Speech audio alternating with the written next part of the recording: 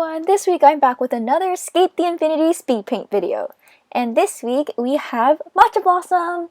So this pose was actually inspired by two cosplayers on TikTok and Instagram, and I'll link them down below. Thank you so much for this amazing video that inspired me to draw this picture of Matcha Blossom. So basically it's maybe or maybe not Cherry and Joe kissing behind Cherry's fan that he has in his calligraphy outfit.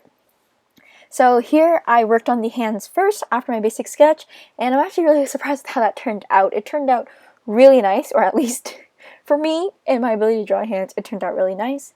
And here's me drawing in some folds on Cherry's kimono. I hope that's the right term and it's not a yukata, but his traditional Japanese clothing. Here I try to understand how the folds work using the reference photo, and drawing Joe's shirt was a lot easier just because, as we can see, it's only like half of his body and it's just these striped shirts. Didn't really understand the folds a bit, so I just put another line for his chest because, as we know, Joe has a lot of chest muscle. And there's me adding in some more details for their hair.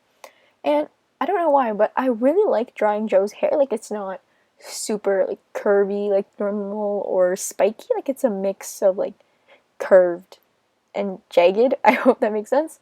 Me flipping the canvas just to make sure that things look right on both sides, and I made some adjustments on Autodesk Sketchbook, and here we are with the background and the line art. So for the background, I wasn't really sure what to do.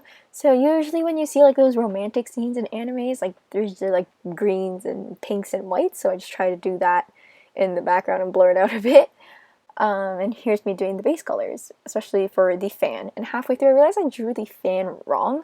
That you see that like brown triangle piece that sticks out, like where the fan folds, it actually should have been like that on the opposite end as well, but I did not have like the flaps or like the sticks of the fan correctly drawn in place when I first started, so I was kind of lazy with making this change, but I guess it looks alright unless you're like a big expert on fans.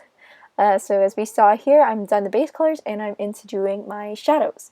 So I used my sketch where I drew some extra lines for where I wanted the shadows to be. Here I start to redo the background so the colors are a bit more vibrant, or so that they don't clash with Cherry's hair. And as usual, once I'm done my first layer of shadows, I go in and do another darker layer just to add more contrast. Starting with the hair, which is, I guess it's something I just normally do now, it's just part of my habits. And added the palm of Cherry's hand, and I realized this by taking a photo of my artwork when I posted on Instagram. I realized, hey, his hand does not look correct.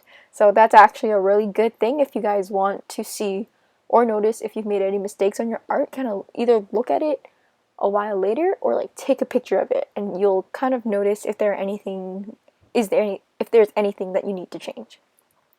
So here's adding some more highlights that needed more contrast on Joe's shirt, especially because his stripe is white. It's a bit darker to do the highlights and shadows. And here I used a color dodge layer to make the hair brighter, as well as some light on his shirt again, just to have that contrast. Some more shadows and background, and we are done the piece.